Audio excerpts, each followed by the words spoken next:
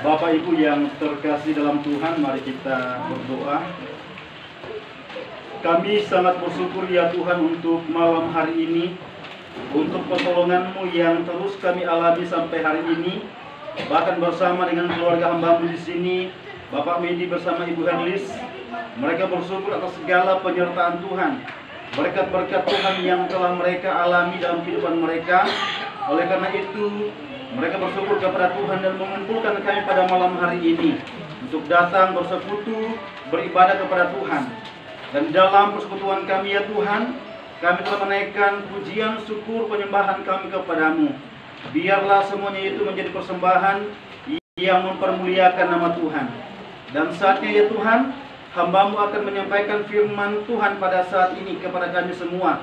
Biarlah Roh Kudus yang tolong kami, mampukan kami, sehingga kami boleh berkonsentrasi untuk mendengarkan, merenungkan firman-Mu. Dan kami serius di dalam mengaplikasikannya di dalam kehidupan kami. Terima kasih Bapa di sorga. Kami serahkan waktu ini hanya di dalam nama Tuhan Yesus. Amin. Amin. Selamat malam Bapak Ibu. Selamat ulang tahun Ibu Herlis yang ke-34. Betul ya. Waktu hari Minggu belum disampaikan, karena dikatakan surprise ya. Jadi malam hari ini sudah disampaikan Ibu Herlis berulang tahun yang ke-34. Makanya Bapak Ibu kalau melihat puji-pujian itu, semuanya puji-pujian itu bernuansa Tuhan itu baik. Dan memang Bapak Ibu, Tuhan selalu baik di dalam kehidupan kita. Amin. Amin. Kadangkala yang tidak baik itu adalah manusia, yang kadangkala dia lupa untuk bagaimana dia bersyukur kepada Tuhan. Dan bersyukur juga malam hari ini keluarga boleh menikmati berkat Tuhan, boleh mendapatkan rumah ini karena pertolongan Tuhan. Tidak mudah, bukan dalam waktu sekejap, 1-2 bulan, tetapi keluarga lebih tahu bagaimana prosesnya sangat panjang. Oleh karena itu malam hari ini saya mengajak kita merenungkan firman Tuhan yang berkaitan dengan tema peribadatan kita pada malam hari ini, itu tentang bersyukur. Mari Bapak Ibu buka di dalam Injil Lukas pasalnya yang ke-17. Injil Lukas pasalnya yang ke-17 ayat 15 sampai ayatnya yang ke-19. Lukas 17 ayat 15 sampai 19. Bapak Ibu sudah dapatkan? Oleh karena itu perhatikan, saya akan membacakan bagi kita firman Tuhan demikian. Seorang dari mereka ketika melihat bahwa ia telah sembuh, kembali sambil memuliakan Allah dengan suara nyaring. Lalu tersungkur di depan kaki Yesus dan mengucap syukur kepadanya. Orang itu adalah seorang Samaria. Lalu Yesus berkata, "Bukankah ke-10 orang yang tadinya semuanya telah menjadi tahir? Di manakah yang 9 orang itu? Tidak adakah di antara mereka yang kembali untuk memuliakan Allah selain daripada orang asing ini?" Lalu ia berkata kepada orang ini, "Berdirilah dan pergilah, imanmu telah menyelamatkan engkau." Saya mau bertanya kembali sama Bapak Ibu, siapa yang hadir malam hari ini dengan keadaan yang sedih? Ada yang datang dalam keadaan yang sedih? Apakah sedih karena perjalanan dari Labuan jauh? Ada yang sudah mabuk? Bapak Ibu, saya percaya bahwa siapapun kita malam hari ini, tidak ada yang berkata saya bersedih. Kenapa?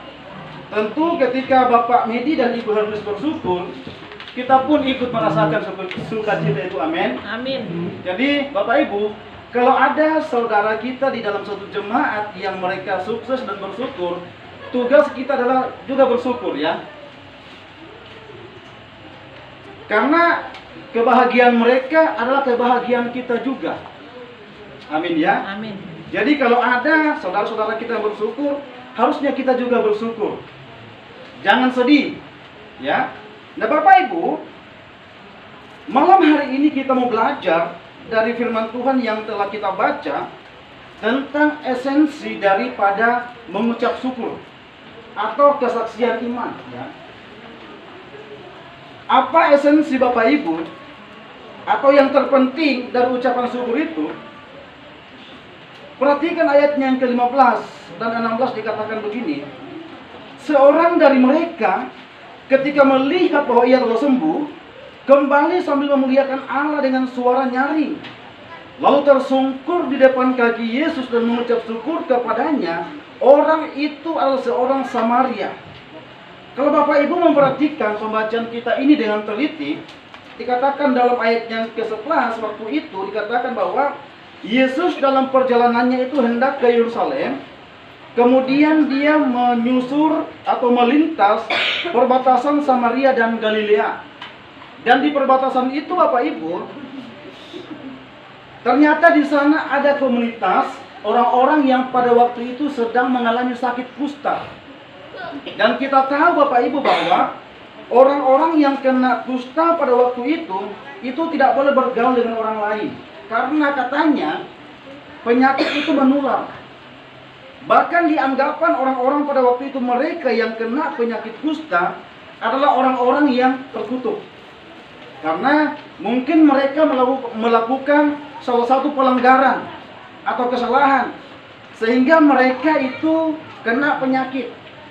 Sehingga mereka sudah pasti dikucilkan. Dan di perbatasan Samaria dan Galilea, disitulah mereka beribadah. Tentu mereka itu mengharapkan bagaimana mereka dapat dipulihkan, ya. Tetapi apa boleh buat? Mungkin para tabib, para dokter juga tidak berani mendekat karena penyakit itu sangat menular, Bapak Ibu. Nah, menariknya di dalam pembacaan kita bahwa ketika Yesus melintas di perbatasan Samaria dan Galilea itu, di sana ada orang yang dicatat sedang sakit kusta, yaitu 10 orang. Kemudian mereka berteriak, mereka berseru kepada Yesus. Mereka berkata, Yesus, Guru, kasihanilah kami. Di dalam ayatnya yang ke-13. Yesus, Guru, kasihanilah kami. Dan dikatakan bahwa Yesus memandang mereka dan berkata, pergilah, perlihatkanlah dirimu kepada imam-imam. Dan sementara mereka di tengah jalan, mereka menjadi tahir. Mengapa Yesus memerintahkan mereka pergi ke imam-imam? Karena kalau imam sudah bilang sembuh, berarti sudah sembuh. Ya. Kalau imam katakan belum sembuh, belum sembuh. Tentu mereka itu meneliti, ya. Kalau sudah sembuh, ya sudah. Kembali ke rumah dan bisa bergaul dengan siapa saja. Kemudian pastilah ada persembahan yang akan mereka persembahkan. Itu sudah aturan pada waktu itu. Ketika seseorang sembuh dari sakit, dia harus menghadap imam dan dia harus membawa korban persembahan sebagai ucapan syukur mereka kepada Tuhan. Dan Bapak Ibu, menariknya, dari ke-10 orang tadi yang dikatakan mereka di dalam keadaan yang membutuhkan pertolongan, dan ketika Tuhan menolong mereka, rupanya ada satu orang yang menyadari bahwa dia telah sembuh. Dikatakan bahwa seorang dari mereka ketika melihat bahwa ia telah sembuh, kembali sambil memuliakan Allah dengan suara nyaring, ya. Dia melihat, artinya dia merasakan dia sudah pulih, dia sudah sembuh. Dia mengalami sendiri, Bapak Ibu. Entah berapa lama mereka menantikan pertolongan dari Tuhan, tetapi yang pastinya adalah malam hari ini firman Tuhan berkata mereka sudah pulih secara total. Dan waktu mereka sudah pulih secara total, ada satu orang yang melihat keadaannya telah sembuh. Artinya dia menyadari bahwa dia telah sembuh, lalu dia kembali kepada Tuhan. Sebenarnya ada 10, tetapi hanya ada satu yang benar-benar menyadari keadaannya, Bapak Ibu. Artinya apa? Dari sini kita bisa belajar bahwa esensi dari ucapan syukur itu adalah tidak lupa sama sumber berkat. Amin. Orang yang mengucap syukur kepada Tuhan adalah orang yang tidak lupa sama sumber berkat. Saya kemudian memikirkan bagaimana keadaan 9 orang ini yang adalah orang-orang Yahudi pada waktu itu. Saya kemudian berpikir Bapak Ibu bahwa kemungkinan besar 9 orang ini fokus pada berkat yang mereka terima, sehingga mereka melupakan sumber berkatnya itu. Ya. Karena Tuhan berkata, di manakah yang ke-9 itu? Mereka sama-sama mengalami pertolongan Tuhan. Mereka sama-sama mengalami mujizat yang luar biasa dari Tuhan. Tetapi yang menariknya Bapak Ibu, hanya ada satu orang yang dicatat dalam pembacaan kita yang sungguh menyadari dan tidak lupa pada sumber berkat, yaitu orang Samaria. Orang Samaria pada waktu itu dianggap sebagai orang berdosa bagi orang Yahudi, apalagi sudah kena penyakit kusta. Tetapi justru dia Bapak Ibu yang sadar bahwa saya ini sudah dipulihkan oleh Tuhan. Saya ini sudah mengalami pemulihan dari Tuhan, sehingga dia melihat kondisinya, kemudian dia ingat pada sumber berkat itu, yaitu Yesus. Kemudian ketika dia mengingat pada sumber berkat itu, apa yang dia lakukan? Bapak Ibu, dikatakan bahwa dia kembali menghampiri Yesus dan sambil memuliakan Allah dengan suara nyaring. Jadi waktu dia merasakan, mengalami sendiri, dia sudah sembuh, dia pergi cari Yesus, kemudian dia pergi memuji. Memuliakan di sini bisa juga berarti memuji Tuhan. Bisa juga diartikan dia menghormati Tuhan yang adalah sumber dari segala mujizat yang telah dialami oleh ke-10 orang ini, termasuk seorang Samaria. Dan bukan hanya memuji Tuhan, bukan dia hanya tahu bahwa Tuhan itu di atas segalanya, tetapi menariknya adalah dikatakan ayat yang ke-16, lalu tersungkur di depan kaki Yesus dan mengucap syukur kepadanya. Orang itu adalah seorang Samaria. Bukan cuma memuji Allah, bukan cuma memuliakan Allah, bukan cuma menghormati Allah, tetapi yang dia lakukan adalah dia sujud menyembah sampai mukanya ke tanah. Ini menunjukkan kepada kita Bapak Ibu bahwa seseorang yang mengucap syukur kepada Tuhan adalah dia tidak lupa sama sumber. Kenapa? Karena kita tidak bisa memungkiri Bapak Ibu, banyak orang-orang Kristen yang berfokus kepada berkat yang mereka terima sehingga mereka lupa pada sumbernya itu. Banyak orang yang menyampaikan kesaksian bagaimana mereka ditolong oleh Tuhan, tetapi seringkali yang ditinggikan itu adalah bagaimana berkatnya. Lupa meninggikan bagaimana sumber berkatnya itu. Ya. Ini realita Bapak Ibu. Banyak orang yang bersaksi tetapi mereka hanya fokus tentang berkat itu. Mereka fokus bagaimana caranya mereka memohon kepada Tuhan, tetapi berbeda dengan orang ini. Dia tidak hanya fokus bagaimana caranya mereka meminta pertolongan sama Tuhan. Dia tidak hanya fokus terhadap berkat mujizat kesembuhan yang dia terima, tetapi dia ingat pada sumber berkat itu. Makanya Bapak Ibu, kebahagiaan yang sesungguhnya yang kita rasakan ketika kita mengucap syukur adalah ketika kita tidak lupa kepada sumber. Kalau sumber berkatnya itu tidak akan pernah habis, karena dia sumbernya. Tapi berkat yang ada pada kita bisa habis Bapak Ibu. Nah oleh karena itu, kalau Bapak Ibu saudara-saudaraku telah diberkati oleh Tuhan, jangan lupa berkatnya, sumber berkatnya. Amin. Bapak Medi, Ibu Herlis, Tuhan sudah berkati. Jangan hanya fokus pada berkat, tapi jangan lupa pada sumbernya. Berkat ini ada, rumah ini ada, karena ada sumbernya. Ibu Herlis boleh berulang tahun yang ke-34. Itu berkat yang dia terima, tetapi sumber yang memberikan itu adalah Allah yang adalah sumbernya. Oleh karena itu Bapak Ibu, kalau kita diberkati oleh Tuhan, jangan hanya fokus kepada berkatnya itu, tetapi fokuslah kepada sumber berkat itu. Supaya apa? Supaya kita datang memuji Dia, supaya kita datang menyembah Dia. Karena banyak orang Kristen hari-hari ini telah diberkati oleh Tuhan, tetapi mereka lupa pada sumber berkatnya itu. Sehingga apa? Berkat yang diterima itu digunakan untuk foya-foya. Ya. Berkat yang diterima itu digunakan untuk memuaskan keinginan pribadinya. Tetapi sebagai orang percaya yang telah diberkati, harusnya berkat yang kita dapatkan itu mempermuliakan nama Tuhan.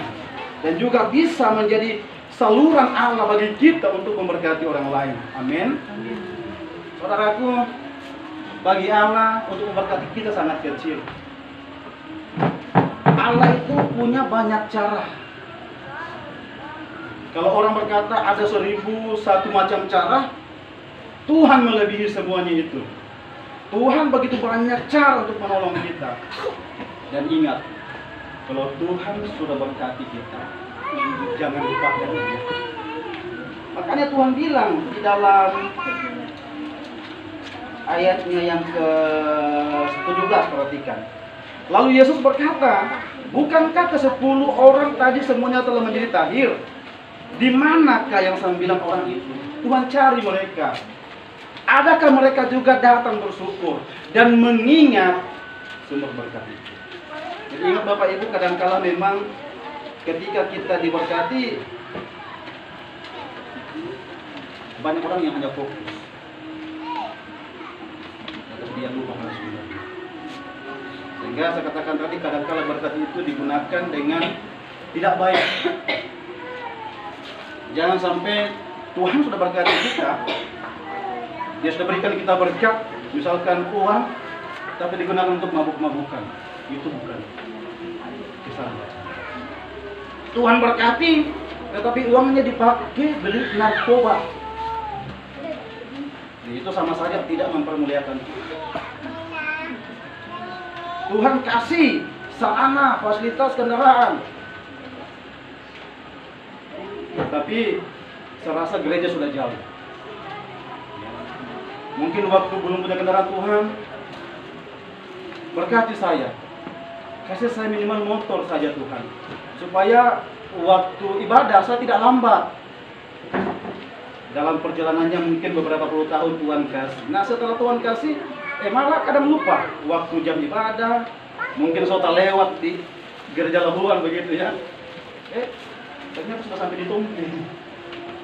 Nah, Bapak Ibu, ingat bahwa berkat yang Tuhan berikan bisa membuat kita bersuka cita, tapi berkat juga yang Tuhan berikan bisa membuat kita jauh dari Tuhan. Betul ya? Oleh karena itu, keluarga Bapak Yusuf Medi dan Ibu Herlis, jangan lupa ya sumber berkatnya. Tuhan sudah buka pintu berkat. Dan kita tidak tahu pintu mana lagi yang Tuhan buka. Tugas kita adalah bekerja, ya, fokus pada Tuhan. Semua kita, bukan cuma hanya keluarga di sini. Ketika Tuhan sudah buka berkat, pintu berkatnya bagi kita, kita tidak tahu pintu mana lagi yang Tuhan buka. Yang penting adalah bagaimana kita terus mau memuji Tuhan. Kita menyenangkan Tuhan dalam kehidupan kita. Jadi itu yang pertama, esensi dan ucapan syukur atau kesaksian iman kita adalah jangan lupa sumber berkat.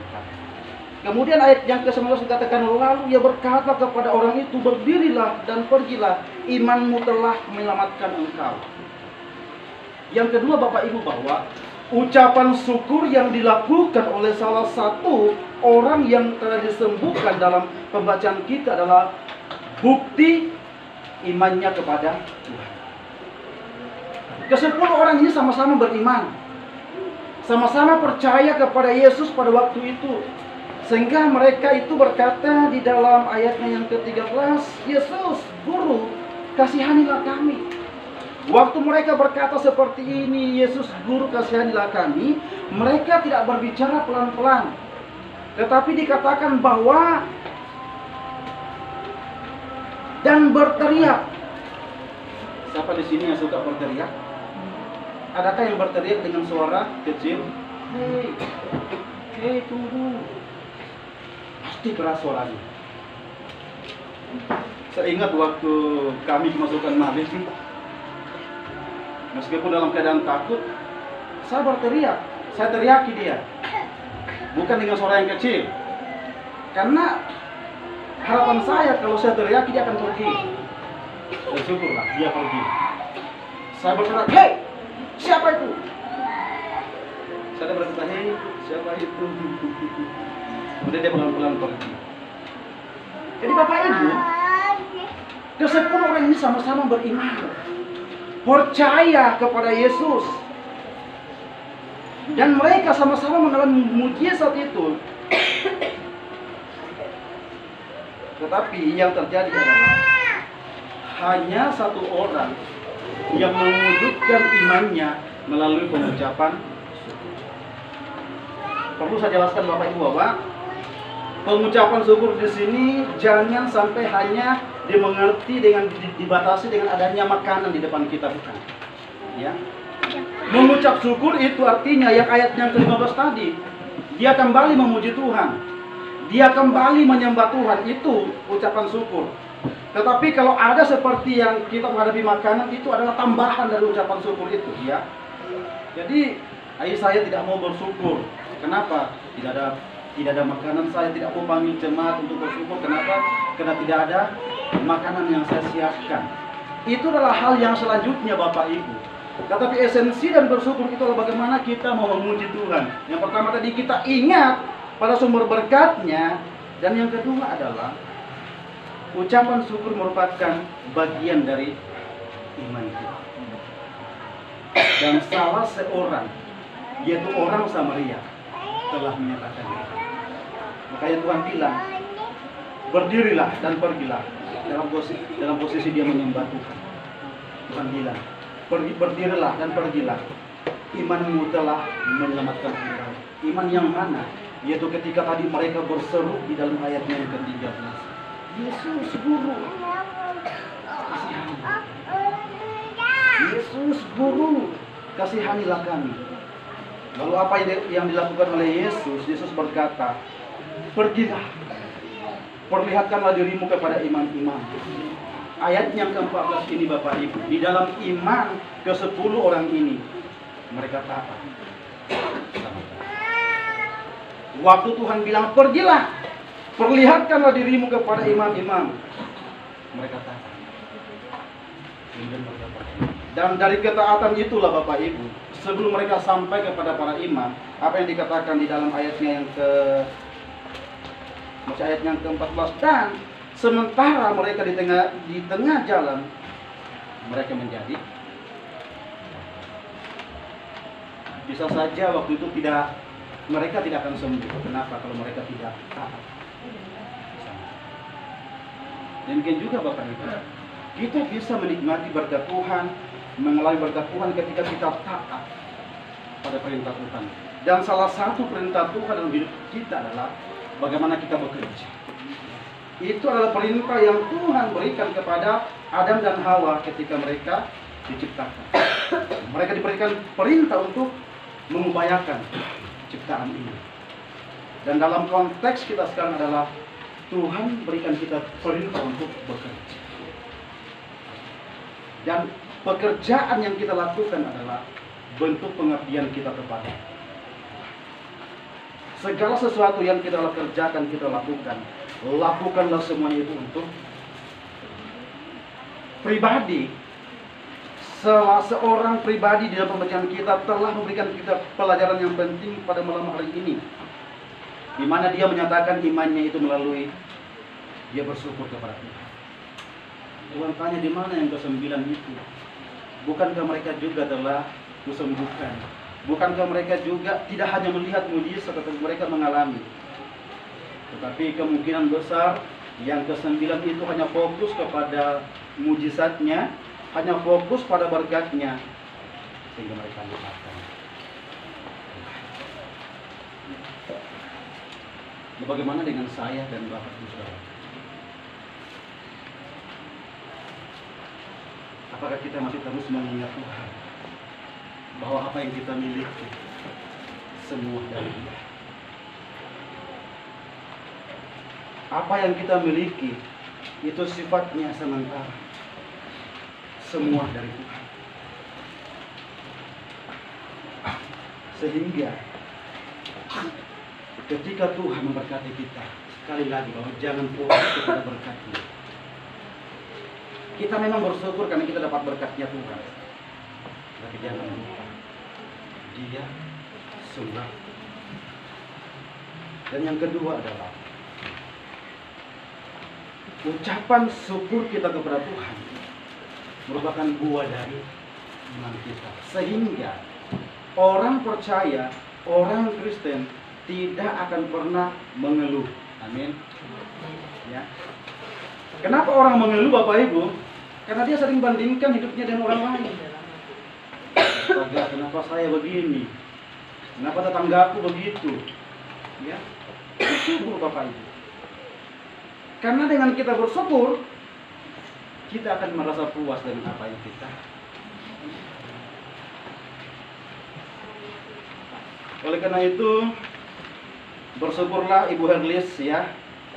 Kalau Ibu Herlis boleh berulang tahun yang ke-34, itu karena Yesus sumber berkat. Dan kalau Tuhan mengizinkan tahun depan 35, 36, dan seterusnya. Dan kalau Tuhan mengizinkan setelah anak-anak besar mereka menikah, keluarga ini menikmati cucu. Ya. Kita tidak tahu bagaimana perjalanan kita ke depan. Tetapi jangan puas pada pencapaian kita hari ini. Ya. Teruslah berkarya bagi Tuhan dan terus fokus kepada Dia yang adalah sumber berkat itu. Dan tetap mengucap syukur kepada Tuhan. Kiranya berkat-berkat yang telah diterima oleh keluarga di sini akan membuat mereka senantiasa bersyukur selalu untuk kemuliaan bagi nama Tuhan. Bukan cuma keluarga, tetapi kita semua ya bersyukurlah selalu kepada Tuhan untuk apa yang Tuhan telah berikan dalam hidup kita. Demikian firman Tuhan. Mungkin ada kesaksian dari keluarga. Ya, oke. Bapak Ibu, mari kita bersyukur, berdoa. Malam hari ini kita mau bersyukur dan di dalam doa kita akan berdoa untuk Ibu Herlis yang berulang tahun ke-34 dan juga mereka boleh menikmati berkat Tuhan ya melalui rumah ini. Dan kita percaya ini mereka dapatkan bukan dalam waktu yang selagi, butuh proses di dalamnya. Dan kita semua, anak-anak mereka, keluarga mereka, dan kita doakan rumah ini agar terus dipakai sebagai mesbah doa bagi kerajaan Allah. Mari kita berdoa. Kami bersyukur kepadamu ya Bapa di sorga, yang adalah pemilik kehidupan kami. Malam hari ini ya Tuhan, kami telah berhenti mendengarkan firman-Mu. Tetapi biarlah Roh Kudus yang akan terus memampukan kami, mengingatkan kami untuk selalu setia menjadi pelaku firman dalam kehidupan kami. Malam hari ini ya Tuhan, kami bersyukur bersama keluarga hamba-Mu di sini, Bapak Medi dan Ibu Herlis, di mana hari ini Engkau telah memberkati Ibu Herlis sehingga dia boleh mengalami pertambahan usia genap 34 tahun. Kami yakin dan percaya pertambahan usia ini bisa dialami oleh Ibu Herlis semua karena kasih dan kemurahan Tuhan. Sebagaimana Tuhan telah menolong Ibu Herlis di hari-hari yang kemarin, di hari sekarang, bahkan hari-hari ke depan, kami percaya bahwa Tuhan akan terus menolong, memberkati bagi Ibu Herlis dalam kehidupannya. Terima kasih Bapa di sorga. Di dalam perjalanan imannya ke depan kami terus berdoa, Tuhan terus menolong. Bahkan biarlah Ibu Herlis tetap setia dalam iman kepada Kristus, punya pengharapan yang kuat, mengenalkan Yesus yang adalah satu-satunya Tuhan dan Juru Selamat dalam kehidupannya. Bahkan segala pekerjaan yang dikerjakan, kami percaya bahwa penyertaan akan semakin lagi bagi hamba-Mu ini, sehingga segala sesuatu yang dikerjakan oleh tangannya diberkati oleh Tuhan. Terima kasih Bapa di surga. Keseluruhan kehidupan dari Ibu Herlis kami serahkan dalam tangan-Mu. Bapa di surga, kami pun ya Tuhan bersyukur dan menyerahkan untuk berkat yang telah mereka terima, di mana kami boleh berada di rumah ini ya Tuhan. Kami bersyukur oleh karena berkat dan pertolongan-Mu ya Tuhan yang Engkau berikan bagi hamba-Mu, sehingga mereka boleh diberikan hadiah rumah ini. Semua karena pertolongan Tuhan. Kami percaya mereka berjuang begitu lama ya Tuhan untuk mendapatkan rumah ini. Dan ketika mereka boleh menerimanya, semua karena kemurahan Tuhan. Kami menyerahkan rumah ini ya Tuhan, biarlah boleh dijadikan sebagai rumah doa untuk kemuliaan bagi nama Tuhan. Siapapun yang masuk ke dalam rumah ini, mereka akan mengalami damai sejahtera sukacita melalui keberadaan keluarga di sini ya Tuhan. Terima kasih ya Bapa di surga. Kami terus berdoa biarlah rumah ini juga boleh dijaga oleh Allah sendiri. Bahkan keberadaan bersama dengan tetangga yang ada di sini, kami berdoa biarlah kerukunan mereka tetap terjaga, biarlah kerukunan mereka tetap terjalin, sehingga mereka boleh mengalami sukacita, mereka boleh mengalami damai sejahtera. Terima kasih Bapa di surga. Kami serahkan rumah ini dalam tangan-Mu. Tuhan menolong, Tuhan berkati, sehingga rumah ini dapat ditempati untuk beribadah kepada Tuhan, untuk memuliakan nama Tuhan. Bahkan seisi rumah ini ya Tuhan boleh mengalami sukacita daripada Tuhan sendiri. Terima kasih Bapa di surga. Ketiga anak dari keluarga hamba-Mu di sini, Kelvin, Kenan, dan Kerin ya Tuhan, kami serahkan mereka dalam tangan-Mu. Di tengah-tengah pertumbuhan usia mereka, Tuhan akan terus menolong, sehingga ketiga anak kami ini boleh bertumbuh dengan baik melalui pendampingan kedua orang tua, dan boleh mengalami pertumbuhan iman di dalam Kristus. Kami bersyukur juga kalau malam hari ini mereka boleh berada bersama sebagian keluarga besar mereka. Terima kasih ya Tuhan. Biarlah keberadaan keluarga besar mereka, mereka juga boleh mengalami damai sejahtera sukacita bersama dengan keluarga Bapak Medi dan keluarga Ibu Herlis di tempat ini. Terima kasih Bapa di surga. Setiap kami juga yang boleh hadir pada malam hari ini, kami menyerahkan hidup kami dalam tangan-Mu. Biarlah di bulan Natal ini kami terus mengalami sukacita dan damai sejahtera dari Allah sendiri. Terpuji kekal Engkau ya Tuhan.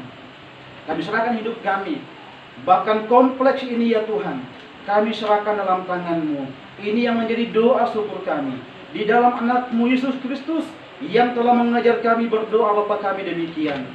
Bapa kami di surga, dikuduskanlah nama-Mu, datanglah kerajaan-Mu, jadilah kehendakmu di surga. Berikanlah kami pada hari ini makanan kami yang secukupnya, dan ampunilah kami atas kesalahan kami, seperti kami juga mengampuni orang bersalah kepada kami. Dan jangan bawakan dalam pencobaan, tetapi lepaskanlah daripada yang jahat. Karena Engkau yang berkuasa dan kuasa dan kemuliaan sampai selamanya. Amin.